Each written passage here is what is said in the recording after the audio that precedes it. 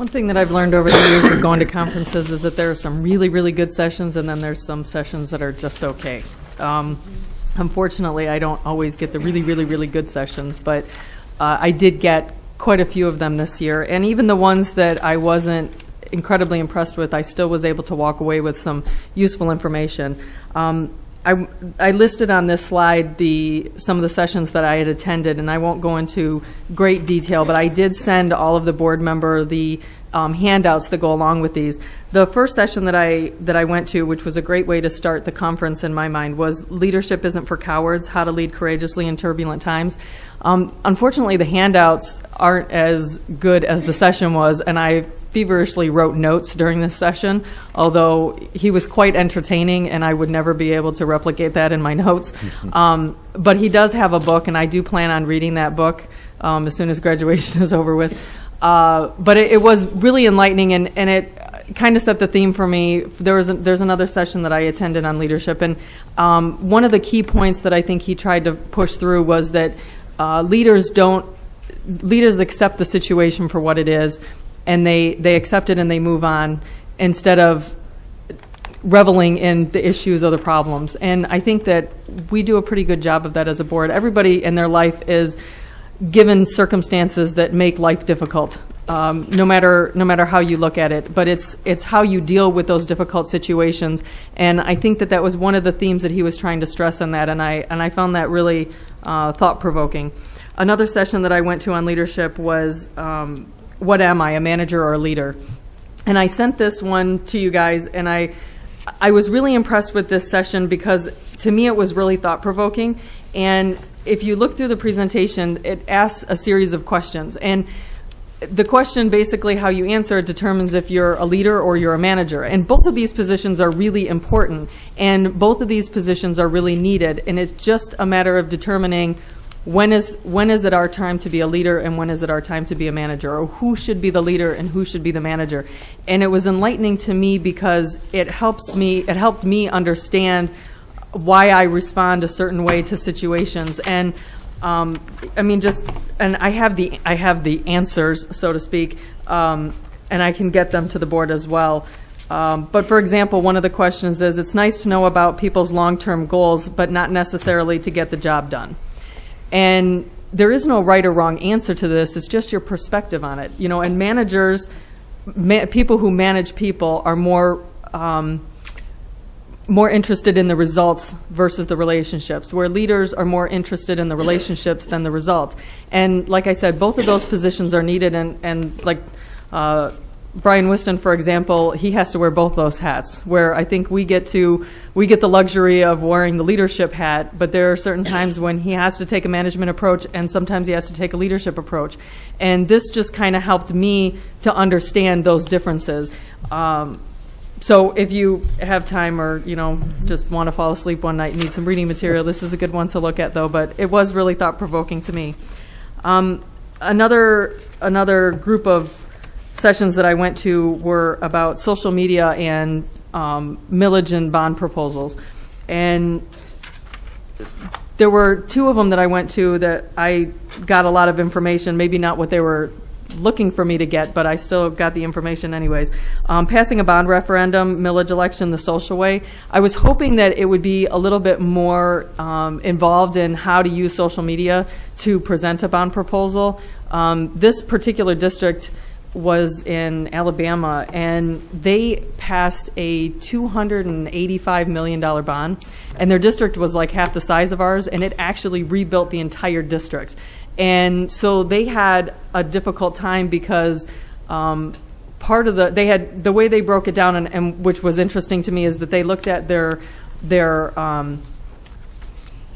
vested community and non-vested. I'm sorry, I got a blank. Their vested community and non-vested community, and they looked at presenting the bond material based on those two audiences. Vested meaning people with children in school, and non-vested meaning people that the school district reflects their home values and changes their lives, but not directly their personal lives. And so they had to attack their bond with those two different audiences, with two different messages. And the way that they did that, I thought, was really interesting and is helpful to us, because we have that in Dearborn, because we have a lot of residents that are affected by the schools but not directly affected by the schools that are going to be voting on our bond proposal. And so the way they attacked it separately by looking at those two major groups, I think could be valuable to us. The other one that I went to was about how to avoid headlines and inappropriate use of social media. It was a little bit more scandalous than I had hoped to get into. But there was a lot of really good information, and that combined with the Embracing Social Media was some suggestions on how to use social media specifically to address our audience. And I've sent them the presentations to you, and I've also talked to David Mustin, and so that he can review the material as well. But overall, it was some really good sessions, I think, and hopefully we can take something back from them. And I did see the attachments that you sent us, and that's very helpful. Thank you. I will get around to reading them. There was a huge variety of sessions offered, and I decided to take a combination of personal development as well as general information sessions. The personal development, a lot of them seem to rehash information that I had learned when I was going to college in management classes, but it's always good to get a refresher. So I'm only going to discuss a couple of the sessions that I went to. One was Power Moves for board members. This session was primarily discussed the case story of Tornillo School District in El Paso, Texas, which went from worst to first in only a matter of 5 years. How did such a dramatic change occur? It started with the following premise: the unshakable belief that all of their students are as good as those in other districts.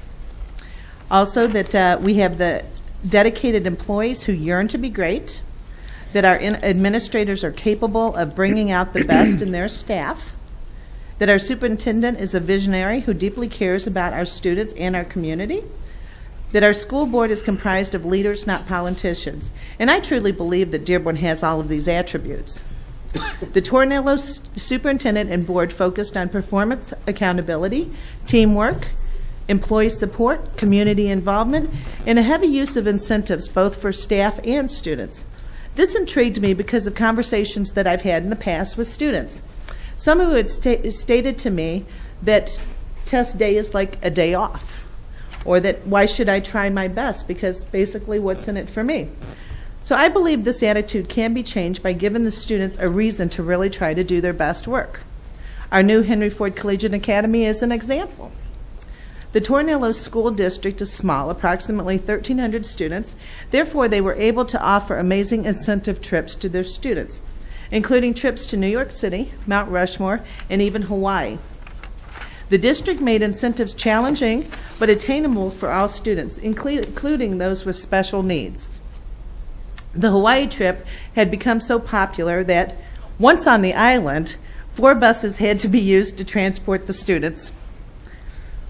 Several trips were planned each year at a total cost covered by the district, which runs about $150,000. But it is a minimal cost when you compare the results that they bring and the fact that most of these low-income students would never otherwise leave the state. The other session that I want to discuss with you was school safety in the law, keys to responding to school emergencies. This session included a 5-panel expert on school safety issues, and the discussion included internal versus external threats, federal and state safety school requirements, available resources, and they did show a lot of available resources and gave ways to get that information, crisis communication and information, the debate over armed security guards, and redesigning school facilities. I want to share some of the biggest takeaways from this session. One was the key elements of effective management, emergency management plans. And those, it needs to be an all-hazard approach. In developing collaborative community partners based on sound data and information, it has to be practiced on a regular basis, continually reviewed and updated. It needs to be a living document tailored to conditions of the individual buildings, and include a threat assessment process. And it also has to assess all 4 stages of emergency management, which are prevention, preparedness, response, and recovery. Another important topic was targeted school violence perpetrators. Although there is no accurate or useful profile of students who engage in targeted school violence, there are some commonalities, including prior behavior or incidences causing concerns or indicating a need for help, difficulty coping with personal failures. Many had considered or attempted suicide in the past. Many felt bullied or persecuted by others. Most had access or experience with weapons, and many other students were involved in some capacity.